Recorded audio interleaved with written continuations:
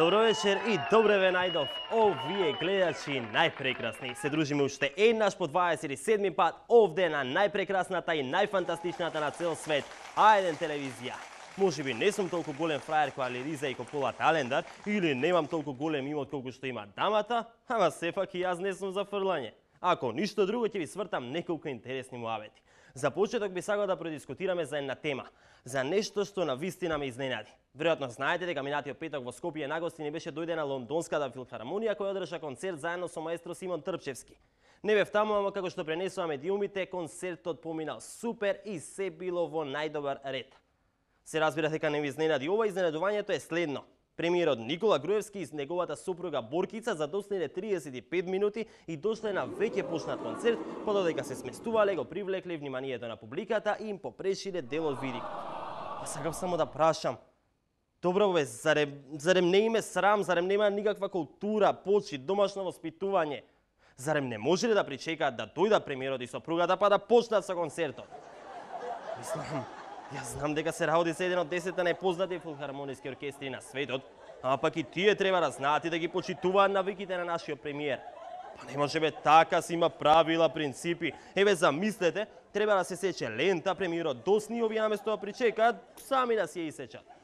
Стварно нема смисла. Јајте и да ги сватам некако од Лондон, сепа мисла дека се најаки на цел свет и не треба да чекаат некој си таму премиер. Ама Симон бе, па немој вака. Па барем ти го знаеш принципот на достање на нашиот премиер и колку е само тоа важно за нашата традиција. Можеше да им објасниш, да ги замолиш да причекаат. Чисто онака, од почит. Во продолжение најважниот и најголемиот дел од денешното издание посветено на нашите парламентарци. Деновиве пратениците на СДСМ беа посебно расположени и не забавуваа во собранието. Најпрво им се појавија со жолти мајци, потоа и со жолти календари. За Груевски и владата вчера црвени картони. Во собранието денеска опозицијата со жолти мајци со јасна порака "Доста е" побара распуштање на собранието и предвремени избори, но претходно нови изборни правила и пречистен избирачки список.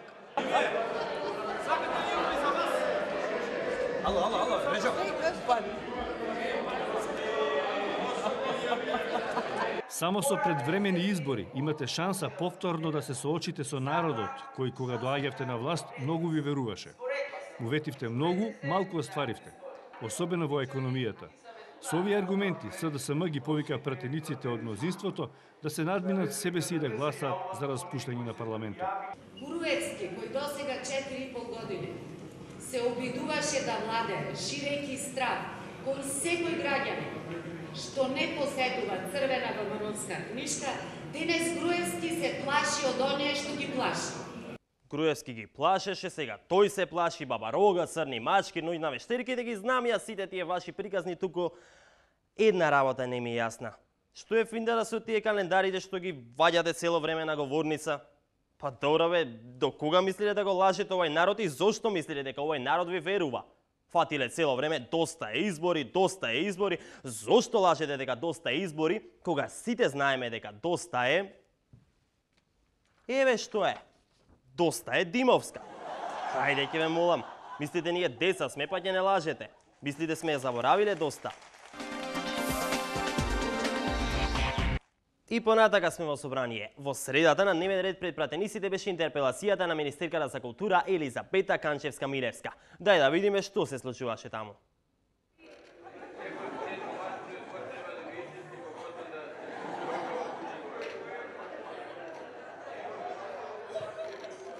И символично со метли во рацете поради корупција и лаги, поради аферите Патриотска метла и хонорари, опозицијата бара Канчевска-Милевска да се исчисти од министерската фотелја. Надвор пред собранието не е изчистено, ве мола, можете таму да поидете метла да земете да го чистите собранието пред дворот. Абе, окей е тоа, чистете си вие и внатре и надвор од собранието, а вака искрено да ви кажам, кога гледам за кого сме гласале, или дури и да не сме гласале, на кого ги трошиме нашите пари, ми доаѓа да го зачистам телевизорот на кој ве гледам. Еве вака. Така. Океј, го зачистивме телевизорот, ама вака искрено да ви кажам, јас сепак не можам без моите другарчиња во парламентот. Режија, дали ќе може уште еднаш да се вратиме на собранието? Фала ви. Хајде, да ја видиме снимката, да го слушнеме председател Вељановски, па ќе се подсетиме на нешто.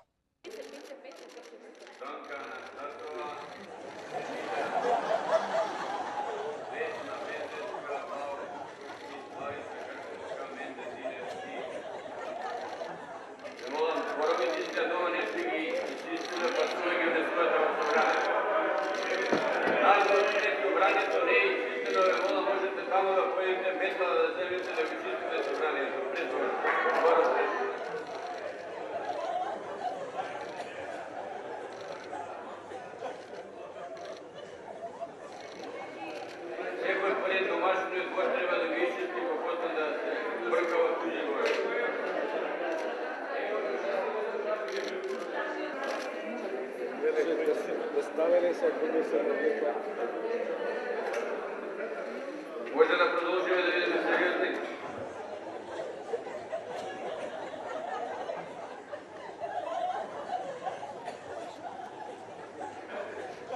Апсолутно дека можеме да бидеме сериозни. Исто онака како што беа сериозни сегашниот премиер Груевски, неговите другарчиња од ВМРО ДПМН кога беа во опозиција во и не толку далечна на 2003-та, односно на само 3 дена пред 2004-та. Малку ретро продолжение, се дружиме со колегата Миле Ристевски. Кога пратениците практикуваат демократија на невообичаен начин, се забавува и граѓанинот. Голема врева направена од свирчиња, колпотрци, удирање по собраниските клупи со раце и нозе, по некоја шипка. Чиниш пратеничка пред новогодишна журка. Сепак, и во ваков амбиент, буџетот за 2004-та беше изгласан.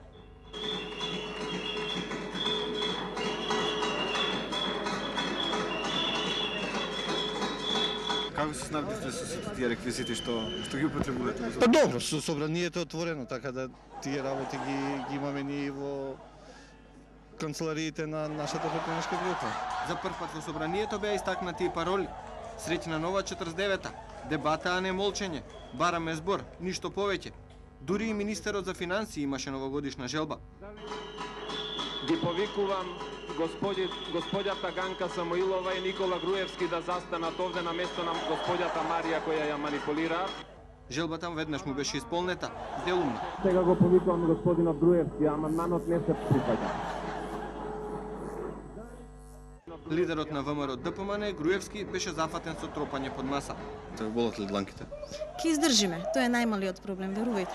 Не ме болат дланките. Во знак на поддршка на опозицијата, група граѓани се собраа пред парламентот. Полицијата обезбедуваше новогодишни балони, пукање на петарди и по некоја вулгарност упатена кон власта, но и новинарите беше декорот надвор. Пратениците на ВМРО ДПМН е благодарни за поддршката. Може би беше добро што новогодишните куќерки вчера не работеа и немаше топла раки и сендвичи. Буџетот се изгласа, слушалките за превод беа наекспонирани во вревата. Ете така, ова беше од пред 7 години, но како што можете и самите да забележите, од тогаш, ама баш ништо не е сменето. Само што тогаш СРСМ беше на власта, ВМРО во опозиција. А што вика премиерот на ова? Забавно е, развеселува. Се обидуваат во некои жолти мајички, да викаат, аплодираат, се смеат, довикуваат. И веројатно на граѓаните им е забавно, меѓутоа не знам како на тој начин ќе покажа сериозност, затоа што сите очекуваат и граѓаните и секој еден човек кој што барем малку следи политика очекува дека политичарите ќе се занимаваат и опозицијата со промоција на проекти, на идеи, на нешто што би можело да се направи, а не е направено, нешто што тие би го направиле. А тие така се обидуваат да го развеселат народот, што во основа е професија на друг вид на граѓани, мислам, што со друга професија се занимаваат. Но добро, тоа е нивна работа, нека продолжат како мислат, ние ќе продолжиме да работиме, да ги создаваме делата кои што сме ги ветиле пред граѓаните и да одиме напред. Абе, супер се до тоа, ме изгледа грешно се разбравме. Мислев на другиот премиер, ме интересираше што има да каже тој премиерот од 2003-та. Легитимно е правото на опозицијата да ги користи деловничките можности за блокада на работата на парламентот, како што е легитимно и правото на власта во согласност со деловникот да се спротистави на таквата блокада. Вака премиерот Црвенковски ја коментираше синокешната собраниска седница, на која буџетот се носеше со бојкот и свирежи од опозицијата. Еден обид на опозицијата да го попречи ефикасното работење на собранието. Тие постојано повторуваат дека опозицијата е замолчена, меѓутоа јас никогаш не сум слушнал погласна опозиција, колку тоа беше во текот на вчерашниот ден. Аха, значи Муаветов е? Sve je isto, samo njega nema. Opet dugme okupio brega. Точно така, се е исто. Дали било ВМРО, дали била СДС на власт. Кога се во опозиција викаат, тропаат, се жалат, кога се на власт, се грижат за нивото на политичката култура и така годините си поминуваат. Сам режија, ајде ја молам уште еднаш да ги слушнеме и двава премиера. Од едната страна на екранот нека стојат нивните изјави, а од другата страна нека стои подсетување. Забавно е, развеселува. Се обидуваат во некои жолти мајчки, да викаат, да аплодираат, се смеат, довикуваат. И веројатно на граѓаните им е забавно, меѓутоа не знам како на тој начин ќе покаже сериозност, затоа што сите очекуваат, и граѓаните, и секој еден човек кој што барем малку следи политика, очекува дека политичарите ќе се занимаваат и опозицијата со промоција на проекти, на идеи, на нешто што би можело да се направи, а не е направено, нешто што тие би го направиле. А тие така се обидуваат да го развеселат народот, што во основа е професија на друг вид на граѓани, мислам, што со друга професија се занимаваат. Но добро, тоа е нивна работа, нека продолжат како мислат, ние ќе продолжиме да работиме, да ги создаваме делата кои што сме ги ветиле пред граѓаните и да одиме напред. Еден обид на опозицијата да го попречи ефикасното работење на собранието. Тие постојано повторуваат дека опозицијата е замолчена, меѓутоа јас никогаш не сум слушнал погласна опозиција, колку тоа беше во текот на вчерашниот ден. Фала ви на 20-та. Одиме ние понатаму. Откако се подсетивме на тоа како изгледа последните денови од 2003 во парламентот и како изгледаат последните денови од 2010 во парламентот, се посетуваме на тоа како изгледа евроамбасадорот Ерван Фу. Што? Ненад сакал да ми каже нешто. Ајде, дај да го чујам.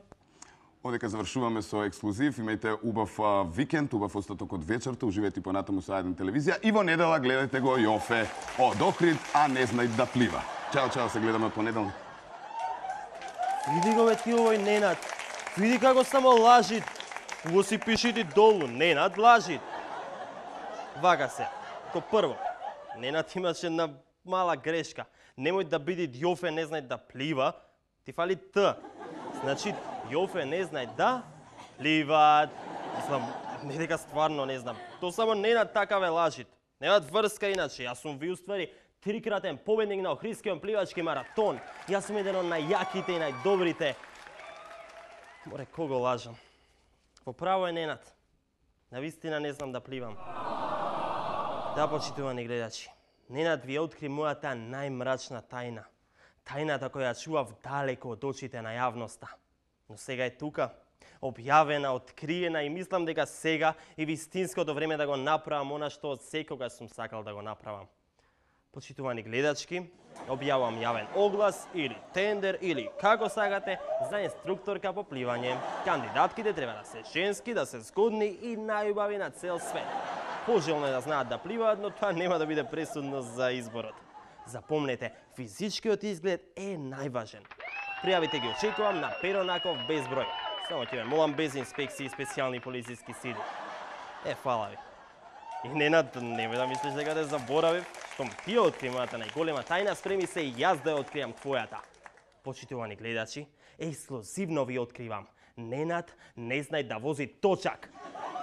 Што мислевте вие, дека има многу пари за бензин, па затоа си се вози со кола, немат врска?